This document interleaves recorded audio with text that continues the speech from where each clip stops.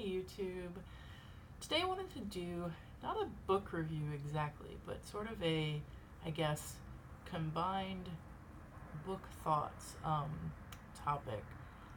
I've been wanting to talk about books for a little while because one thing I noticed is that there's this huge booktube community, but it's like 99% fiction, which is so strange to me because I read like a ton of nonfiction. That's most of what I read, and there doesn't really seem to be much of a nonfiction booktube.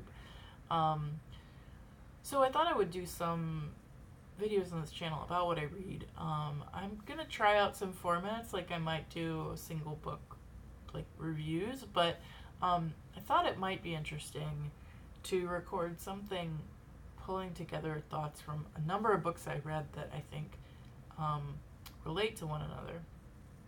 So I'm going to tell you what the books are and give just a brief description of each, and then get into the connected threads. So the books that I read, and admittedly these were a while ago, I keep like not recording this and then realizing like it's not going to get any easier to remember what you've read if you wait longer. So it's been a while, but the books are so first is there's a book called The Hidden Life of Trees. It's by Peter Wohlleben, and this is narrow sort of focus on trees and how they communicate, how like they are interconnected in the forest, things you can learn from trees, like really interesting. It's, you know, it's written from a perspective of a forester, so it's kind of a specific perspective, but fairly accessible. And I got interested in reading this book kind of because I was so obsessed with the book. Another book I read is Emergent Strategy by Adrienne Brown. If you haven't read this book, read this book. I don't care who you are, just read the book. It's really good, and it's about, it's kind of geared at activists or like people working around justice in various areas, but using lessons from nature around emergence and like permaculture and things, and coming up with principles based on natural patterns to inform the way we conduct movement work, the way we organize. Really interesting. And so I had read that book and then wanted to go and read The Hidden Life of Trees to learn more about the actual natural things that Adrienne's pulling from. Then I read Braiding, Sweetgrass, another highly, highly recommended book by Robin Wall Kimmerer. So Kimmerer is a native, is ecologist the right word? I'm just like, now I'm blanking if it's botanist or ecologist.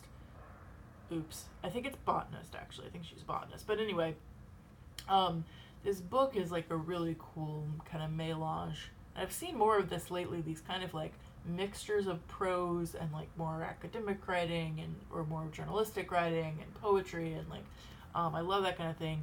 So this book combines a lot of her personal stories with her experience in the academy and her experience in her profession, and some of the like, kind of common knowledge, like academic knowledge around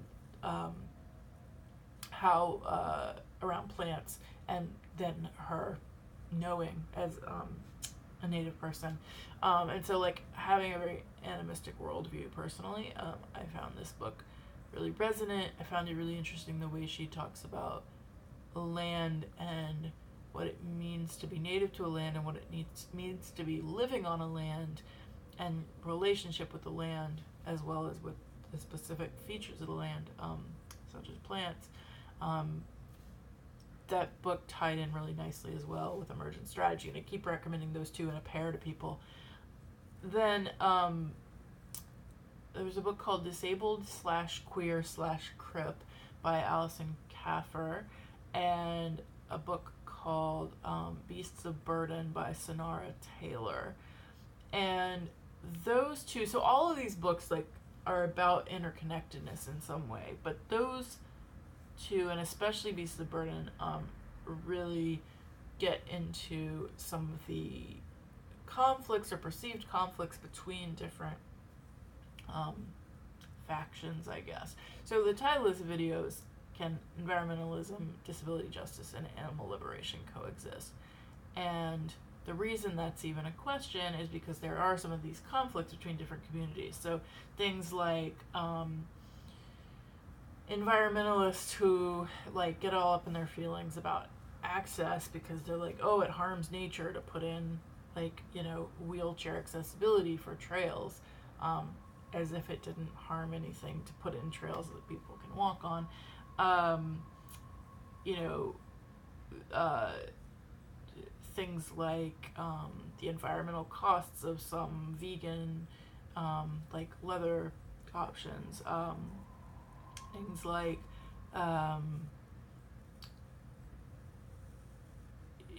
the animal liberationists not, you know, like, so sometimes the environmentalists might say like, oh, it's okay to consume this kind of meat because of its minimized environmental harm, but then an animal liberationist might say no, it's not okay to consume meat at all. Or like disability justice folks pointing out how sometimes ableist rhetoric can be used in animal liberation. So there's all these like, you know, conflicts. And I think, you know, from this reading and from my own like experience and general knowledge, I would say that I think these three things can coexist. Like, I think my short answer is yes, they can. And it's important to look at the common roots of all of these problems that we're trying to solve, we're trying to tackle. One thing that I notice is that you could see in all of these books and in all of these topics, you can see racism and capitalism and how those two things creep into all of these, and both into the movements themselves and into the things that the movements are trying to address. So really, like, all of these things are about who or what do we consider disposable. How are we using animals or lands or plants or people? There's a very capitalist framework, right? Like, a lot of the, you know, a capitalist might say that the value of the animal is what we can get out of it, the value of a person is what we can get out of it, the value of land is what we can get out of it, and beyond that, it doesn't matter. So all these groups are fighting that from a different angle. You know, if you look at like white culture in general, as a culture, like, we really abhor interdependence, and all of these things are looking at interdependence and looking at ways of like respecting the value of someone beyond their labor or their ability to individually produce. So I actually was watching a video a talk that Sunara Taylor did outside of the book, which I will try to remember to link below, about waterways and like aquifers and pollution. And in that, Taylor talks about how environmental agencies, when they define like clean water laws or like waterways acts, that they're always looking, the way they define, you know, a body of water that is relevant is all about the use of that water, and contrasting that to how a native population might think of a waterway, and again, like a more animistic view of like the waterway is the water is something that we have a relationship with, and so it's like you can think of it as like a sick family member. If the water is impaired, and Taylor talks about that, the language of disability and like impairment and how it can be used with the environment. If the waterway is impaired, it's not about whether you can, whether it's navigable. You know, even a water, a source of water like an aquifer it's not just about like the wells and where we can get the drinking water, and an aquifer is not a navigable body of water, but it is something, if it's something that we consider we have a relationship with, then we want to care for it, regardless of what it can do for us. Like in general, I think, so Kimmerer addresses this specifically, being a native author, but I think there's some really interesting stuff in like coming up around, there's an organization I think I've mentioned on the channel before called Movement Generation that I'm really interested in their work, because they use native sovereignty as a kind of pulling together thread, and their take is like they're looking at all these different problems and issues in our current society, and identify native sovereignty as like one thing that if we could address it would potentially address all of these things. And I think that is really interesting. Not in, you know, a kind of like fetishistic, like, oh, the one true way of the native people, because obviously there are hundreds of thousands of native peoples and different ways of looking at things, but just that one thing that a lot of indigenous groups have in common is the worldview of treating the land, treating animals, treating plants, all as some kind of people, and all as something you can have a relationship with, and that worldview is something that would, you know, if it was more widely adopted, could fix a lot of these problems. Like how, I think one thing that some native traditions offer is like, how can we see plants as teachers? How can we see animals as teachers? How can we see people as teachers? So how can we see all of these things? How can we see the land as a teacher? How can we see all these things as like valuable, and not that they're valuable only because they have things like a use or have something to teach us, but like all these things do have something to teach us, and it's not about what they can do or the labor they can put forward. So like there's connections between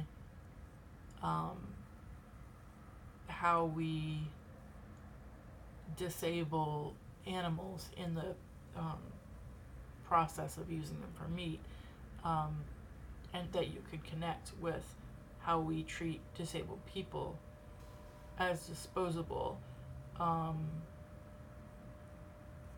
and then don't value what is, don't value the wisdom that that animals and people have, don't value, like if an animal becomes sick, then, or if an animal becomes, I guess if it's sick, then I'm not necessarily going to use it for meat, but like if an animal's injured, right, then it's like, oh, you're no longer valuable as a pack animal, okay, well, we'll kill you for meat. Like, what does that say about our general worldview or outlook? You know, so yeah, it's like, I think I see in all these just this connection of going from this capitalist view of thinking about what somebody can do for you or what somebody can produce for you, to thinking about it in terms of relationship, and how, you know, we don't necessarily get something tangible out of every relationship we have. That isn't why someone's important to us. And you can see how, like, racism also is a connecting influence, where you have things like environmental racism, where certain communities are seen as disposable. You have a like really clear connection, I think, between eugenics and how we differentiate animal from human, how we differentiate plant from animal from human. There's a lot of this like categorization and such that really like comes out of human racism, and it could be more broadly applied. So that's a very meandering set of ideas, none of which are new in any way, but I just wanted to share those thoughts. Love to see your comments below, and I do think, you know, any of these books are quite good. I would recommend. The Hidden Life of Trees is the only one that's like not really like a radical whatever perspective, but any of them are good. So yeah, thumbs up. And let me know if you want to see more of this like nonfiction booktube type content, and are you more interested in like individual book reviews, pulling things together, like this, what would you like to see on this channel? And don't forget to subscribe.